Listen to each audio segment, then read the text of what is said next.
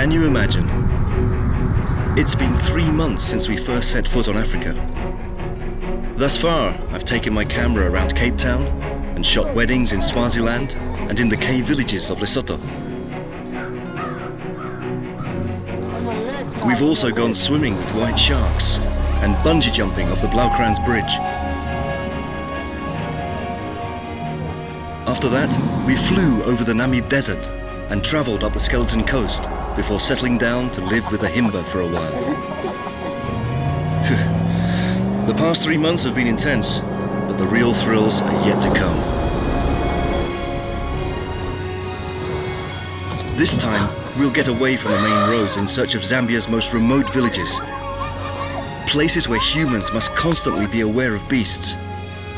The law of survival governs these regions. Later on, we'll visit the Maasai territory in Tanzania. Finally, we'll see Mount Kilimanjaro and cross the Ngorongoro crater. In our journey around the world, Zambia and Tanzania are about to become more than mere names on a map. The time has come for us to venture into an area where we ourselves will be the only intruders.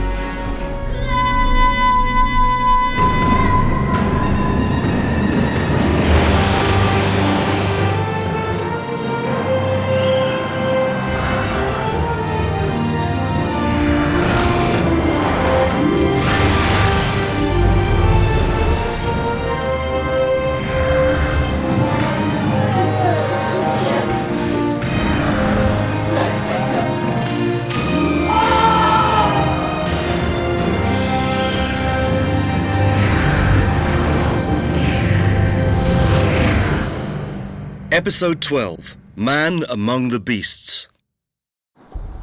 Hello, bye-bye. At the Caprivi Panhandle, we wave goodbye to Namibia, and as the sign indicates, we're venturing into untamed wilderness. If any man has left an indelible mark on Zambia, it's the Scottish explorer Dr. David Livingstone. We'll hear his name fairly often, and the city of Livingstone is by far his greatest legacy. At first glance, you would never guess this is a tourist town. However, the vast majority of travellers who visit Zambia will sooner or later cross these streets. Livingstone has become a place of transit. It's the gateway to the Mosi Oatunya, which in the local language means the smoke that thunders. In other words, what we know as Victoria Falls. Hemos dejado atrás los desiertos de Namibia para llegar a un lugar lleno de agua y de vida. Las cataratas Victoria son una de las maravillas de África y os vamos a demostrar que se pueden ver desde muchos puntos de vista. Eso sí, para verlas bien hay que mojarse un poco. But first things first.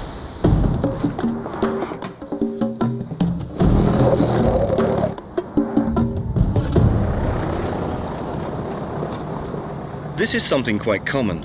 Major nature reserves are often surrounded by major hotels, and this time we've managed to book ourselves into the Royal Livingstone.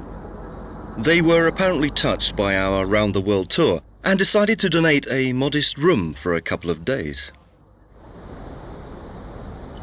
We're in a luxury hotel on the banks of the Zambezi River, just half a mile from the falls.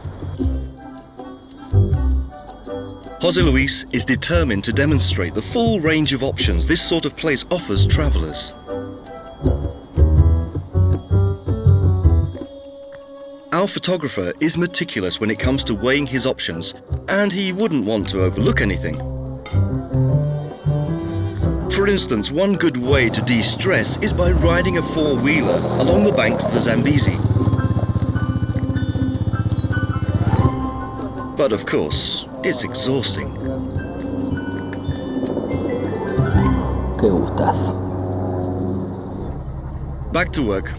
José Luis is about to explore one of the world's most legendary watercraft. Captain, Yes. what boat is this? African princess, and then African queen. Yeah. We are closing on the Mosi Oatunya National Park. Tourists here have the chance to cruise along the Zambezi, just as Katharine Hepburn and Humphrey Bogart did. We've been told drinking gin scares mosquitoes away, thus helping prevent malaria, and José Luis doesn't want to take any chances.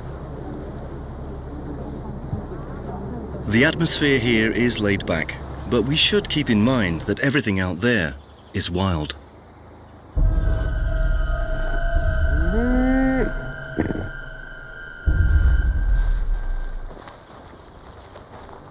One might think the boat cruise is nothing but a tourist attraction, just another gimmick so visitors can imagine themselves as old-time explorers. And this may be true. But who doesn't enjoy daydreaming once in a while? To finish the day, we'll continue traveling back in time. Hello. You're welcome. Thank you very much.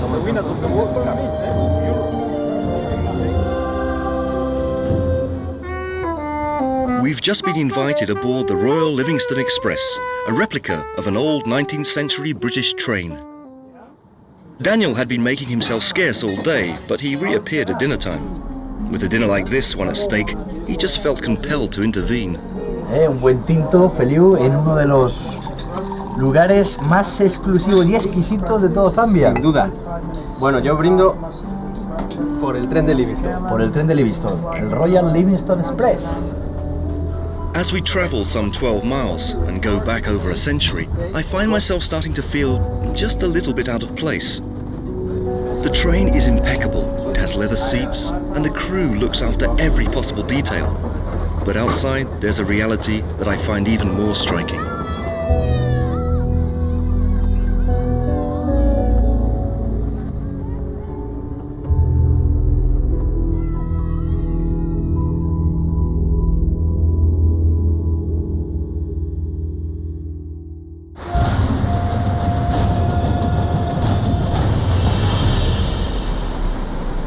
The real adventure is now about to begin. In Zambia, we can trace the steps of the man who discovered the most powerful waterfall on Earth in 1855. Dr. Livingstone, as you may have presumed. The waters roar, the mist in the air and the rainbow indicate we're getting closer.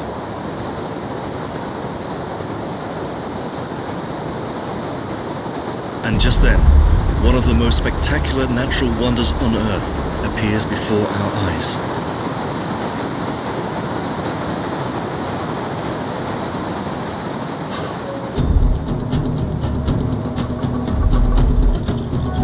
The Victoria Falls are about twice the size of Niagara Falls and comparable only to the Iguazu Falls, which we visited a few months back in Argentina.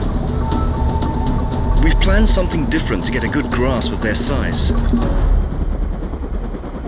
Yes, from the air, with no mist or rain jackets.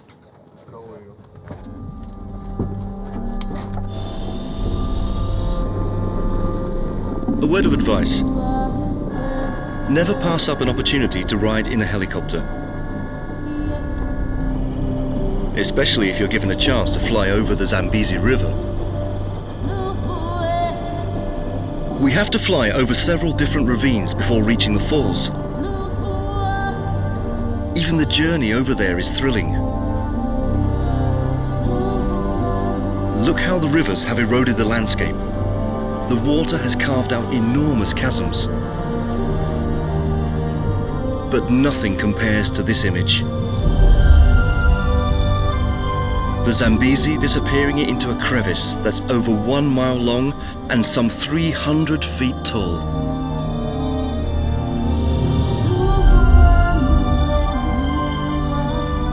The result is amazing. Like a river splitting in two. An absent-minded act of nature. A beautiful disaster. So far we have visited the falls by land and by air, but there's another point of view that beats all the others.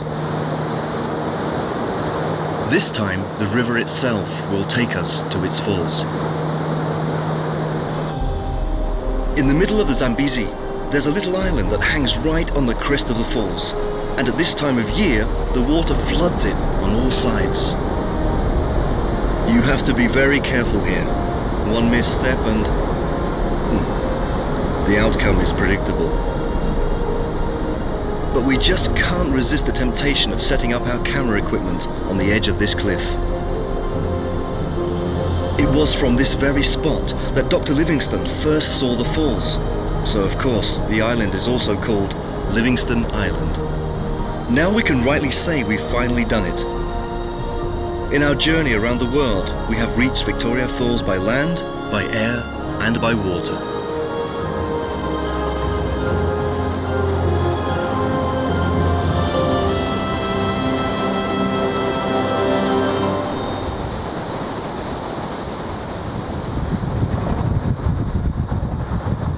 We have to travel to the national capital, although we won't be staying there for very long because from Lusaka, we're going to fly to a lodge in the middle of the Lower Zambezi National Park. Did I mention we're flying? I'm not sure what is more amazing, that the lodge has its own private airplane or that we're flying in it. What's your name? Cape. Cape. Yes. So we are going to the Lower Zambezi. You're going to Lower Zambezi. Nos vamos al Bajo Zambezi. Me lo dice el piloto, así que no hay pérdida.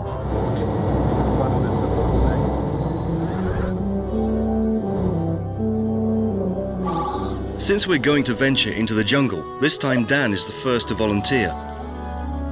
Before we even realize it, we'll be immersed in a territory that's governed by wild animals. Bueno, ya hemos llegado.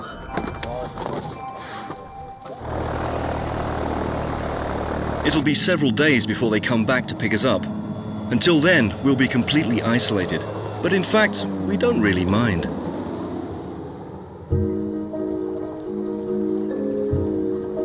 We've decided to take it easy this morning, and I take advantage of this opportunity to set up the camera in a place I'd love to live in.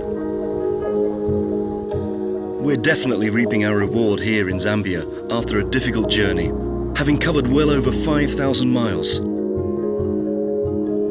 As I record these images, I'm convinced that I must have the best job in the world. Although, come to think of it, Dan's is better.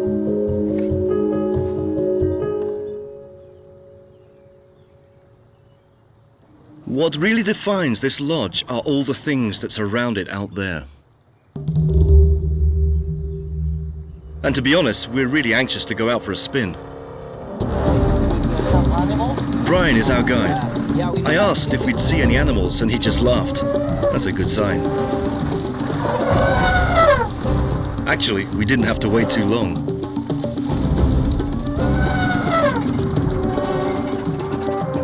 Pasear por las orillas del Zambeze es siempre una aventura. Nos encontramos en uno de los lugares con mayor concentración de vida salvaje de toda África. Before coming here, we had already visited Kruger Park in South Africa, Glane in Swaziland, and Etosha Park in Namibia.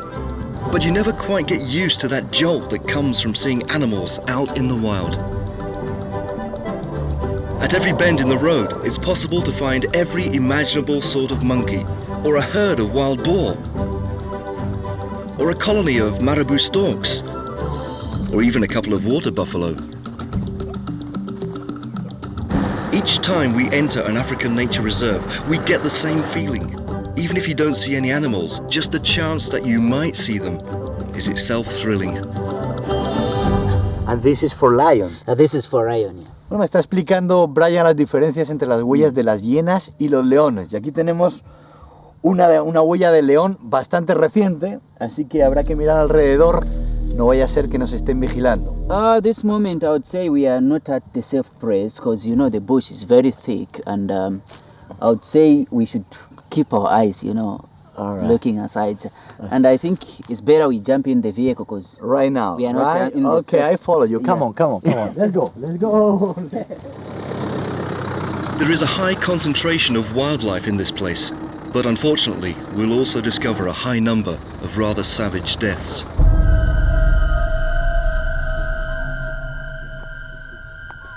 In the struggle over ivory, the same sorts of victims are invariably left behind.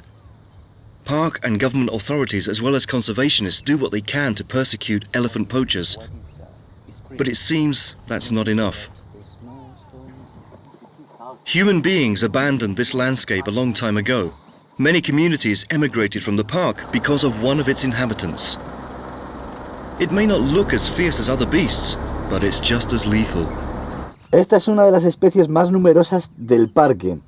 es la famosa y temible mosca tsetse que produce la enfermedad del sueño. Así que vamos a dejarla que vuele libremente para que no nos afecte. Brian, this is not dangerous to have this tsetse fly here? At this moment it's not dangerous, yeah. It's not dangerous anymore. No. Brian tells us that nowadays the tsetse fly has lost its lethal effect, but no one here is really at ease when they start biting. We're approaching an area of the park that Brian tells us is paradise. The river on one side, the jungle on the other.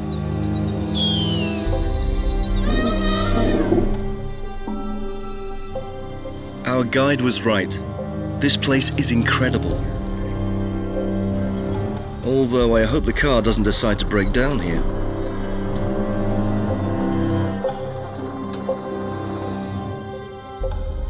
Estamos especialmente emocionados porque los hemos buscado por todo el parque y por fin hemos encontrado a los leones.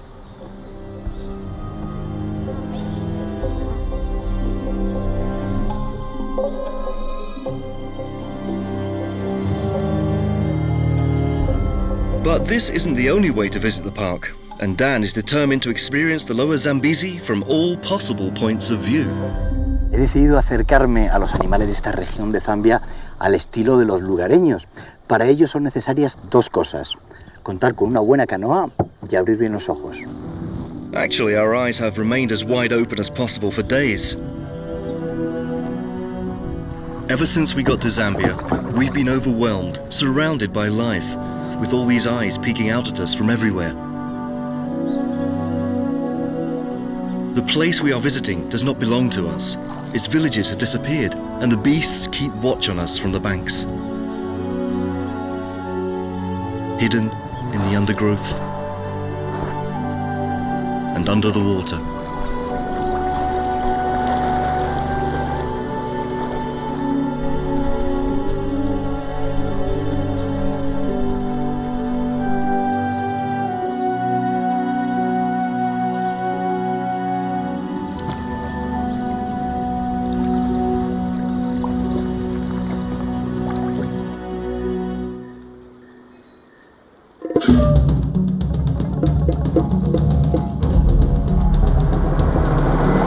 It's time we learn something about Zambia's other side.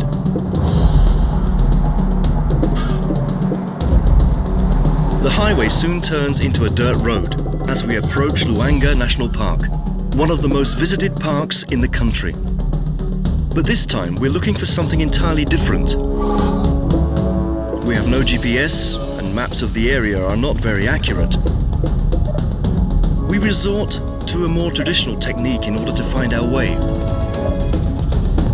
Okay, but tell me in the map if it's possible, please. Okay, what it is, you saw a T-junction somewhere there. Few kilometers. So what, a kilometer? 8.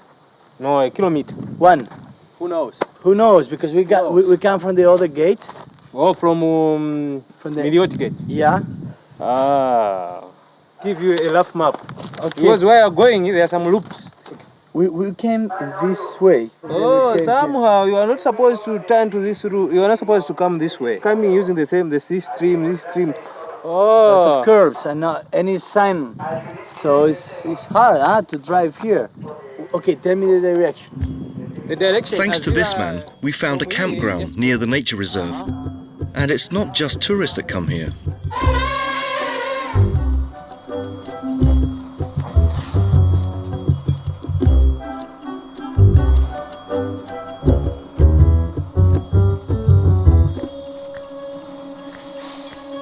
Hemos pasado la noche en las puertas del Parque Nacional de Luanga, un lugar maravilloso donde está lleno de elefantes. Y vamos a seguir camino para conocer la vida salvaje de África.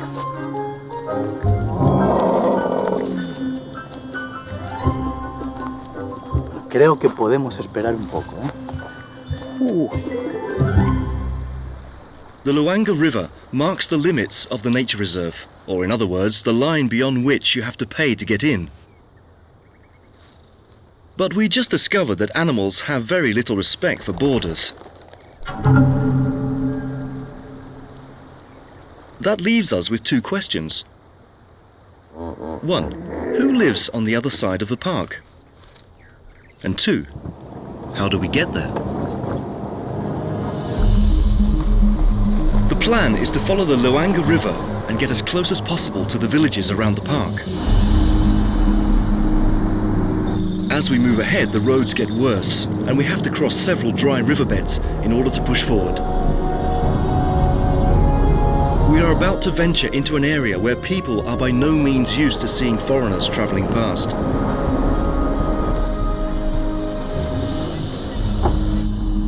In the past few days, we've had incredible experiences staying at luxury hotels, but to be perfectly honest, we're about ready for a dose of reality. However, to tell the truth, driving among the baobabs, we feel completely at ease. The landscape isn't always quite as bucolic, and yes, I admit it, we got lost quite a few times. But finally, many hours later, we reached an isolated village on the banks of the Luanga.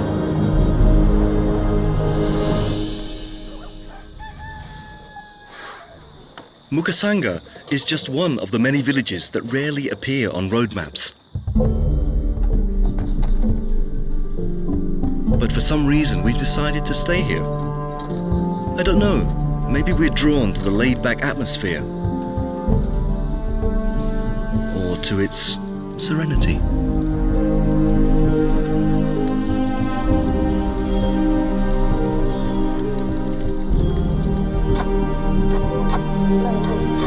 Why is it that all indigenous communities share the same leisurely pace, with no clocks and no hurry?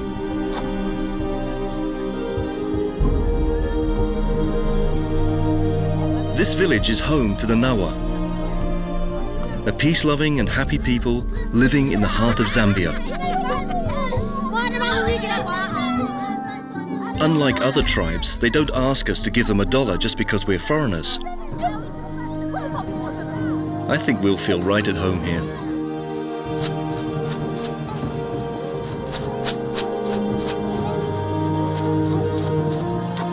Very soon, we'll get used to the thumping sound of seeds being ground up. That's how they prepare a sort of paste that is the main staple in much of Africa. The Nawa people have learned to survive on their own terms. There isn't a single car in the village. The nearest hospital is more than 60 miles away, and the rainy season wipes everything out each year. Despite all this, they always find the strength to rebuild the village, send their children to school, and redecorate their homes. Although what really impresses me is the children's energy. They keep looking for the camera. I actually enjoy this even more than they do, and I keep turning the viewfinder around so that they can watch themselves on the screen.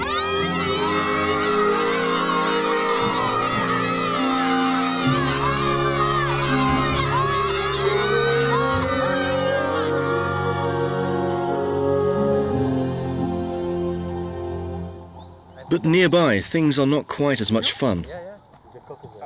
Dominic will show us around the area surrounding Mukasanga.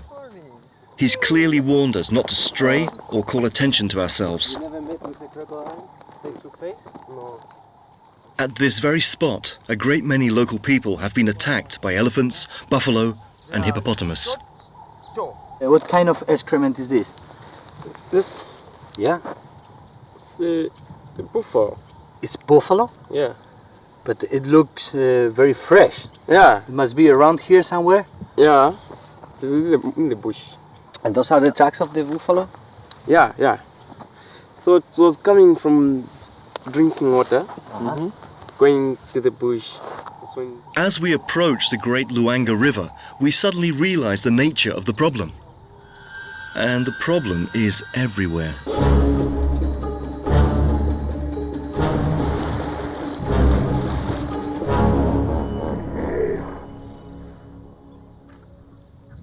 The fishing technique they use here is simple. Just reel in the nets while dodging the herd of hippopotamus. Están pescando en la otra orilla, a menos de 10 metros de un hipopótamo levantado. La verdad es que hay que tener valor. Keeping your distance is of vital importance. Literally vital.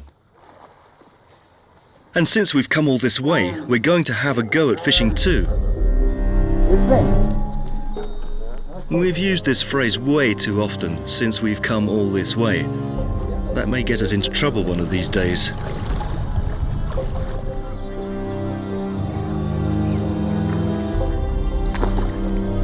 A long stick serves as a paddle, and a tree trunk as a canoe. Experience does the rest. I'm not sure how safe this is, considering that we're about to cruise on a river that's crammed with hippos. Ahí están los hipopótamos.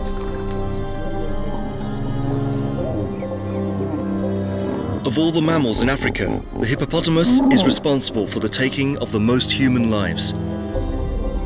Its calm demeanor is apparently just mere show.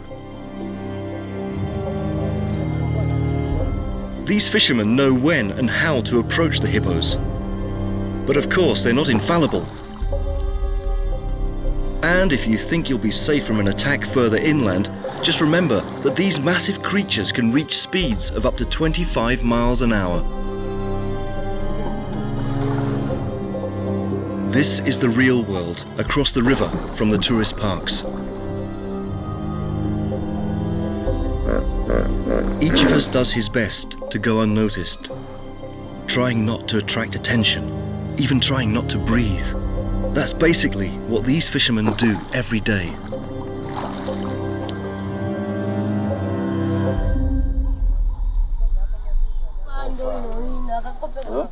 Most men in the area fish for a living, and I don't think the Nawa will give up their nets anytime soon.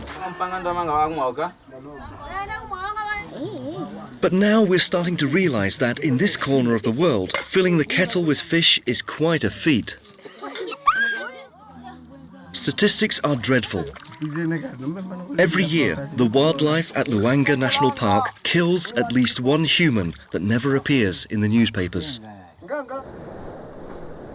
Chibulu is 16 years old and can walk thanks to an orthopedic leg.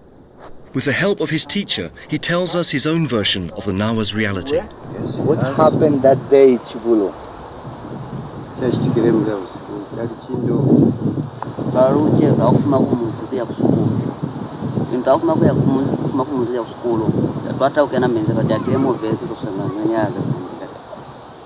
It was one day when I left home, I was trying to go to school. And when I got to the stream here, I stepped into water and immediately I had something got hold of my leg, and that something later became to be known as a crocodile.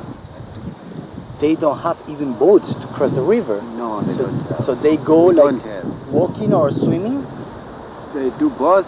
When the water level is very deep, they swim. They are books high into the sky, but when the water level is somewhere there, they just walk into the water. If these animals have to kill us, let them kill us here. On the opposite bank, tourists take photos of the crocodiles. On this side, children are forced to confront them. Mukasanga is home to mutilated children and to the widows of fishermen who lost their way. There are too many preventable funerals, but somehow the children learn to survive and the women manage to start again.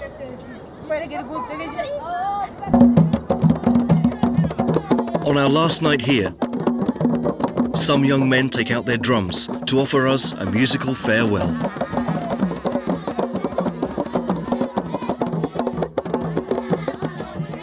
It's going to be hard leaving.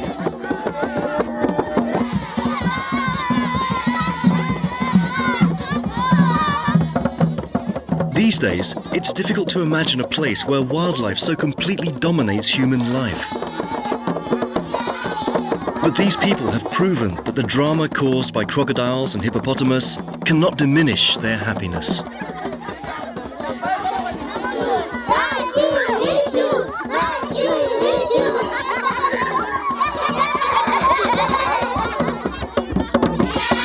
fact, I get the feeling that, despite all this, Mukasanga is probably one of the happiest places on earth.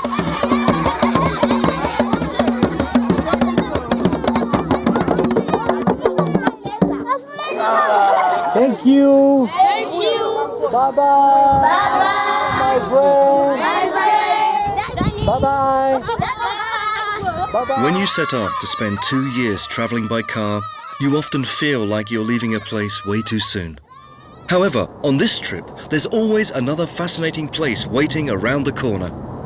Or another 600 miles ahead. Bueno, Dani, vamos a ir a Susu. No, si te lo digo porque a efectos de, bueno, de que busques las coordenadas GPS.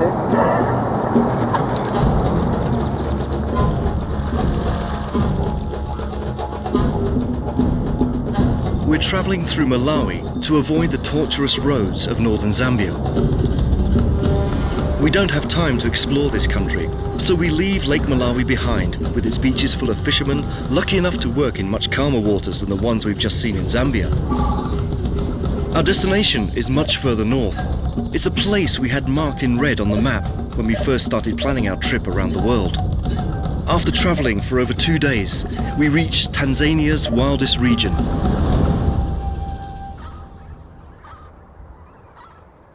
Hassan is a nice guy, a local guide from Tanzania who's determined to show us around. And this is Lake Manyara. These are its flamingos, and no further introductions are needed. The landscape speaks for itself. The real reward after these long days on the road is this lake along the Great Rift Valley. They say this is the place where mankind was born as mankind, although today zebras and flamingos dominate the area. I have a feeling we're going to have a great time in Tanzania.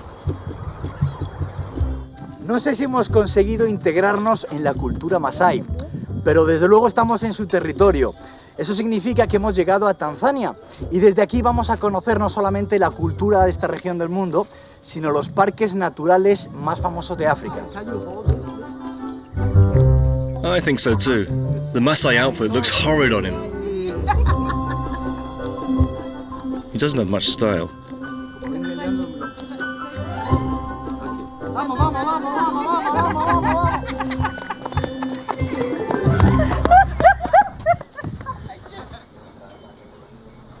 Africa is full of shops where you can buy little statues, paintings and native garments, although I'm afraid we've just seen one such example. It is thanks to tourism that a veritable legion of local artisans has arisen. How long takes to do one of these? 1.5 weeks. 1.5 weeks? Yeah. And what kind of wood is it? Ebony. Ebony. Yeah. And the final sculpture, how much it's going to cost? 200 euros. Ebony wood sculptures are a good souvenir to take home, but we're looking for an entirely different sort of souvenir.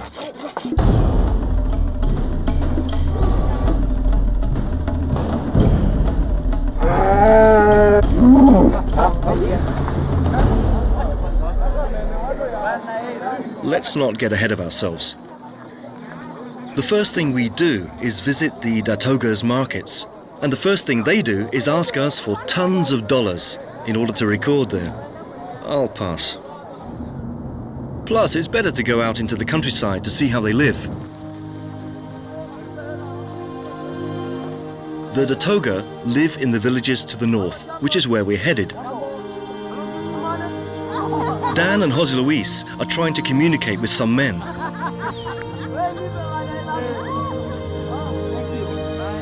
This time they don't ask for money, although this time we'd understand.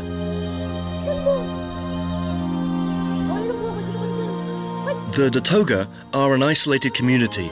For 2 centuries, tribal conflicts have pushed them away from the Ngorongoro crater toward the barren lands they now inhabit. There are only 87,000 of them left. The tribes in this part of Africa are identified by their colourful necklaces and tattooed faces. These decorations mark them for life, which is deeply significant for the Datoga. Today, these teenage girls just want to flirt for our camera and show off their outfits.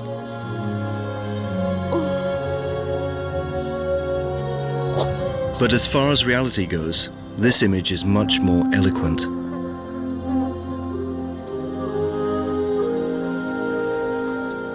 Some people have a history that is all too full of wars and are sadly lacking any sort of future. Tend to visit a city that is home to every indigenous tribe in the country's northern area.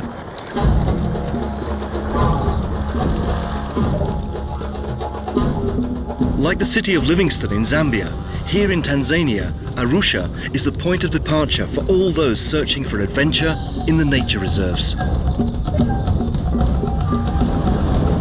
But we prefer to start with its markets, which is where the real action is to be found. Arusha es la población más importante del norte de Tanzania y la vida aquí se concentra en sus mercados. De hecho, esta ciudad cuenta con dos, uno para los hombres y otro para las mujeres.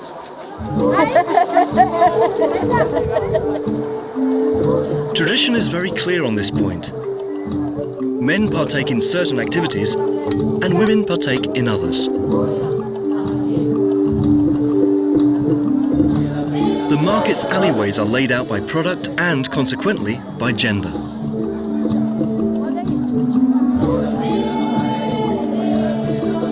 This layout creates an interesting labyrinth that Dan and I have resolved to get lost in.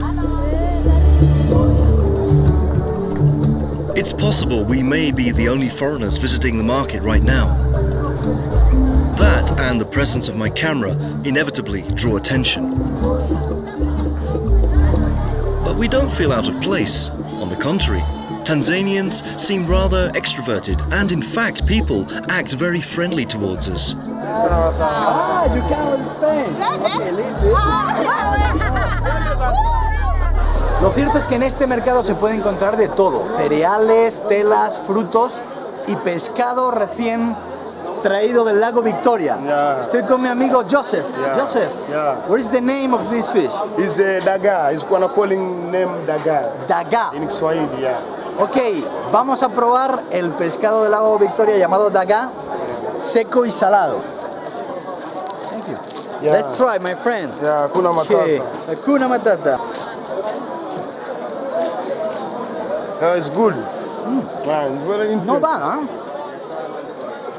Although the country borders on the Indian Ocean, practically all of the fish consumed in Tanzania comes from Lake Victoria. Tribal chiefs have refused to allow industry to modernize. They prefer to survive by traditional means, and no government has thus far managed to change their minds. So all the things we see here are from native gardens. We even find something akin to a health food shop, where they offer natural remedies for all sorts of diseases. Why is this place so special? You can ask the doctor. This is a doctor? Yeah, this is a traditional medicine. That's a doctor using that medicine. So he's a Maasai. Yeah, Masai. Yeah. And these woods are like traditional medicine for the Maasai people. Yes. And for example, if I take this one, what is this for? For the malaria. This is for the malaria. What is this for? This is yini and yini. Yeah, joint. Yeah, joint for the joint. Ah, Yeah. we have here like a pharmacy here. Yeah, like pharmacy. Only for with boots.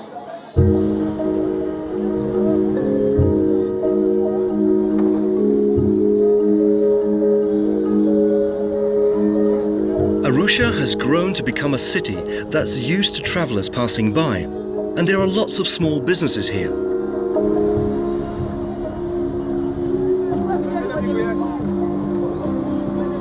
It's a strange mix of open-air tailor shops, all-terrain vehicles heading out to look for thrills, confused-looking tourists, women who are living proof of Muslim influence, and tribes that flock to the city to find the advantages lacking in the countryside. Arusha has room for everyone. Okay, we know that this city is a gathering place, but one can only understand Africa outside its cities.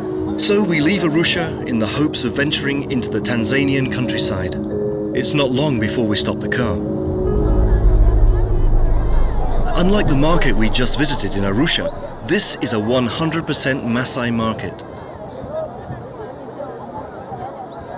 The Maasai, with their delicate features and athletic builds, are descendants of the Nile Valley's Nubians. Dan and Jose Luis aren't what you call tall, but here, to be honest, they look like the shortest kids in the class. It's safe to say that Maasai traditions have survived for centuries, but some habits have started to change in the past few years due to tourism and progress. It's always tourism and progress.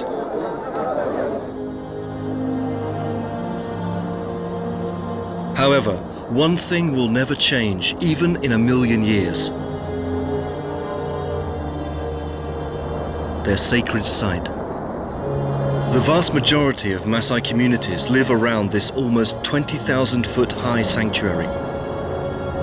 It is known throughout the world as Mount Kilimanjaro.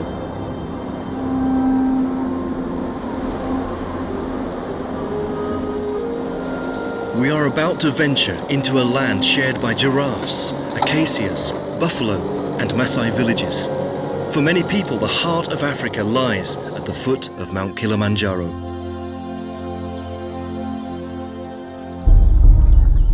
The district known as Serie is far from the cities. This area is full of pastures, the Maasai's natural habitat.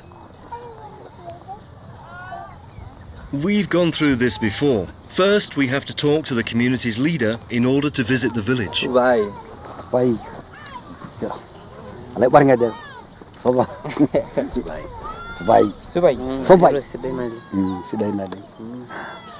Es el jefe de esta aldea, ¿no? Sí, el jefe de esta aldea, sí. Y sin su permiso nosotros no podríamos siquiera estar aquí. Efectivamente, pues por favor agradécele el hecho de que nos haya dejado venir a conocer a su pueblo. This is part of the protocol.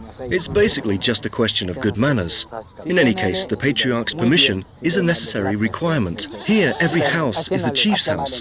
All children are his children, and all women his wives.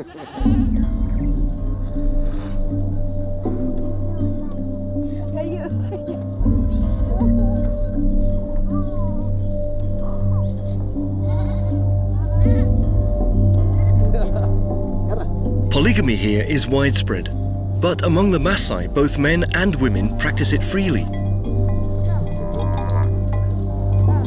The wife here may also have sexual relations with several different men. I think that's only fair.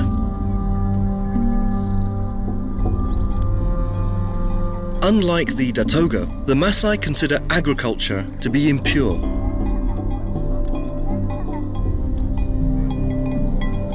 Are cattle herders, and these men are obliged to share their territory with hyenas and leopards.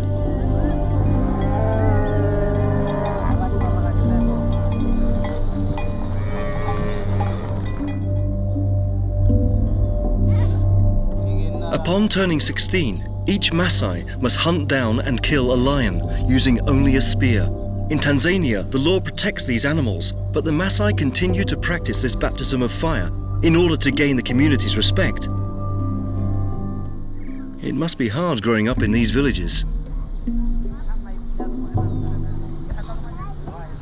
As we approach one of their dwellings, which they call bomas, something catches our attention. It's not what we see, it's what we smell. This is what I meant.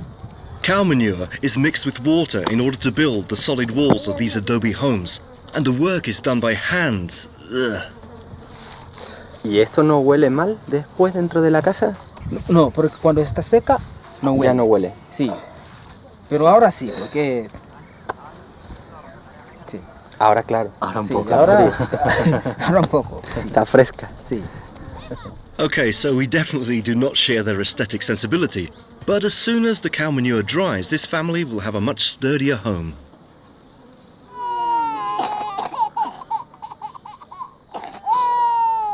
The real problem over here is hygiene. I must admit, there are some scenes I'd rather not record. These images are hard to look at, but this is what we find here. Children suffering from diseases that are easy to treat. But none of these women will leave the village in search of modern medicine.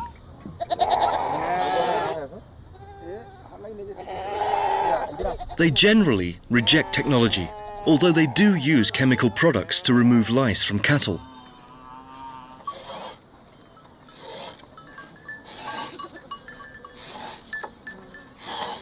The Maasai word for man is the same as the word for ox, and from what we've seen, it seems men have no more privileges than their animals. Cows constitute their staple food source, but it's not just the meat. We already knew milk was one of the pillars of Maasai cooking. What we didn't realize is that another pillar was cow's blood.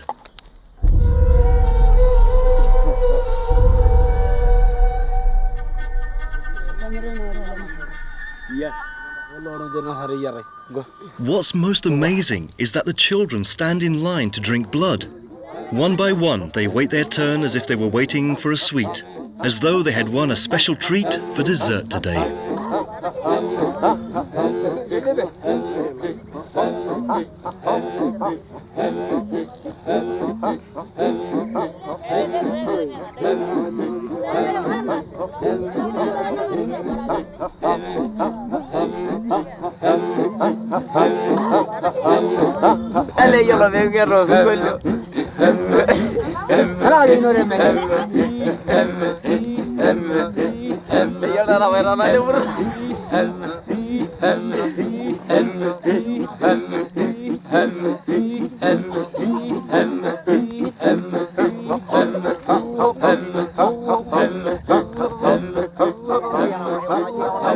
We've seen some Maasai working as tourist guides at hotels, and we've witnessed them display traditional crafts in front of park entrances. But at this point, we're convinced there's something pure here, a culture that has remained intact under Kilimanjaro's shadow.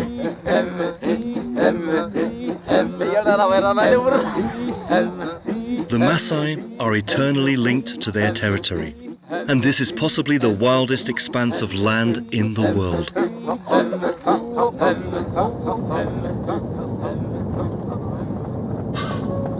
There's no denying it. African nature reserves have an irresistible appeal for any traveller, and since we've come all this way,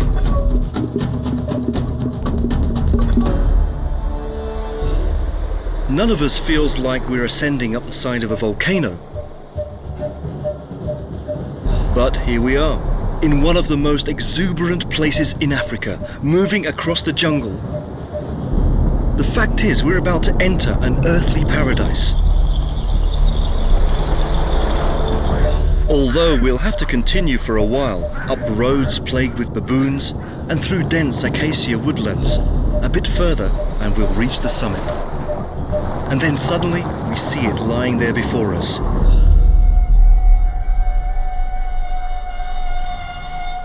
Ngorongoro Crater.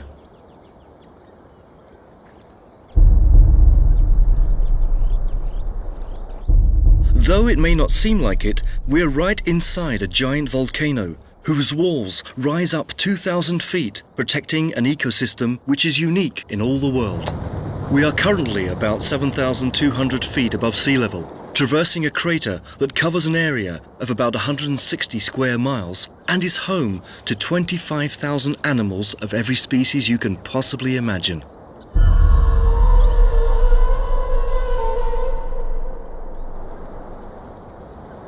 Yes, all of this is Ngorongoro. From this point on, the three of us realize it's dangerous to get out of the car.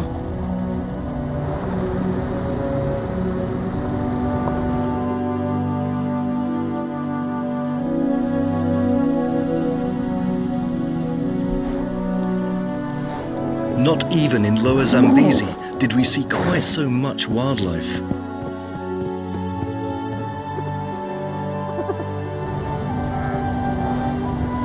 The wildebeest cross the crater in enormous herds.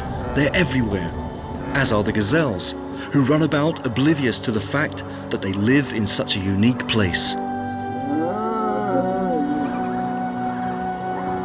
They file by in a parade worthy of Noah's Ark.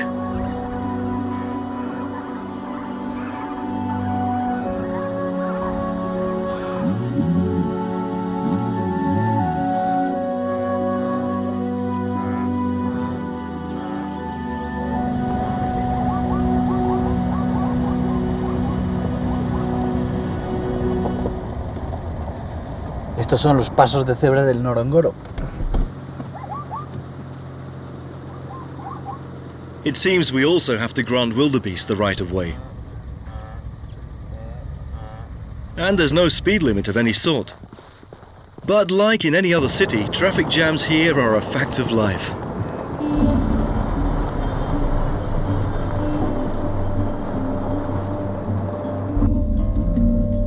Language in this part of the world has its own nuances. In fact, the local language here is hard for us to understand.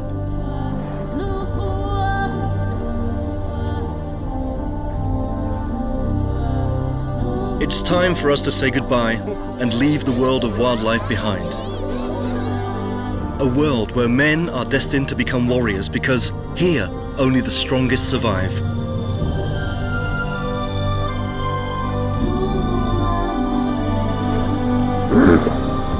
We have seldom seen people who showed such fierce determination.